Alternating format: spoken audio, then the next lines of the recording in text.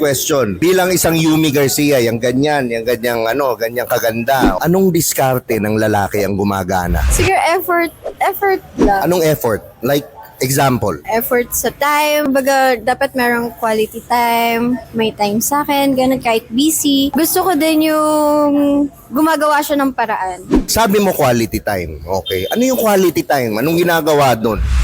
Sa quality time, ang gusto ko is something na memorable. Ano pa? Ano yung mga memorable? Actually, maraming memorable kasi, di ba? Mga memorable ba sa mga kabataan ngayon? Memorable for me is kumain Yan, yan. together.